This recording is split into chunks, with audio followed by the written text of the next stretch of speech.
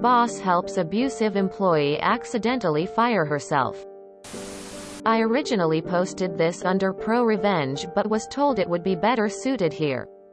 Here is the post. This isn't my personal story, but it happened to a friend at his company and I thought it was hilarious.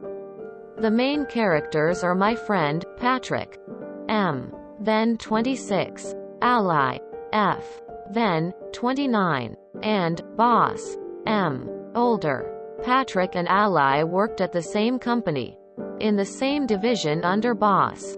Ally was abusive to all the employees in the division, but especially to Patrick, because he was the newcomer and he was talented and he didn't suck up to her.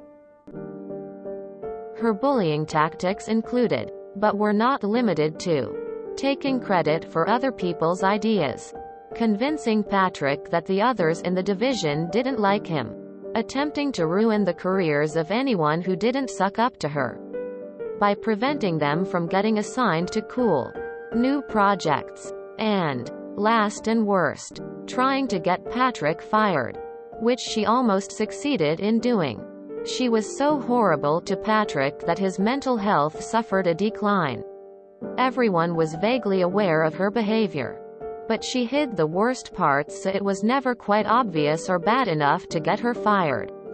Plus she was also popular with the company's clients, who didn't know, and she was a favorite of one of the top people at the company. Ally seemed untouchable until several months after the Patrick almost gets fired incident, when the company started having a conversation about moving some of their employees to contract positions. Becoming a contractor would have its pros and cons. Contractors would pay for their own health insurance and would have no job security, being hired for individual contracts, rather than a permanent employment position. But they would also be allowed to work for other companies. It was a great move for someone who was well known and wanted more visibility and options, but a lousy move for someone lower on the totem pole. Ally, who was somewhat of a narcissist who believed she was destined for greatness, waltzed into Boss's office and told him she wanted to switch to a contractor position. She believed the company couldn't get by without her and would continue hiring her while she also got to work for other companies and gain fame and visibility within the industry. Boss was all smiles and pretended to be supportive of her. This is a great career move. Think of all the options you'll have. As soon as the paperwork was signed, he never hired her for a single contract and her future with the company, the best one in the city for this particular industry, was ruined. Ally eventually found employment elsewhere, but it wasn't as good as the position she'd left. Patrick found out the second part of the story years later. He was under the impression, because of what Ally had said and how people avoided him because they knew Ally didn't like him, that no one was on his side and that his coworkers and boss had actually liked her. They hadn't. Turns out Boss felt his hands were tied because she was a favorite of one of the top people at the company. But as soon as she gave him an out that allowed him to never have to work with her again, he took it.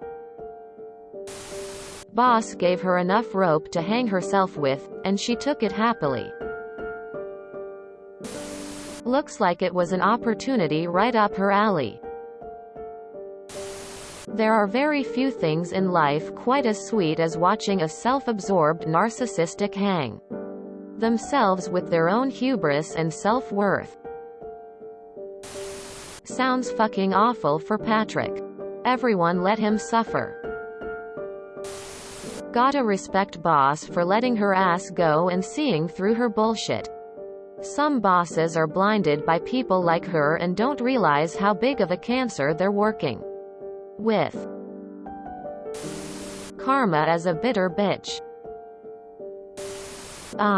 Well, not I, but close enough, did almost the exact same thing a few years back. I am in charge of supervising several local institutions. I basically act as a go-between between the directors and chairpersons of those institutions in They're national supervisors. But the way it is set up, most of the power is local, so it's more of a coordination role than an authoritative one. For several reasons. A few of the institutions I supervise are really corrupt. A few years back, one of them got a new director.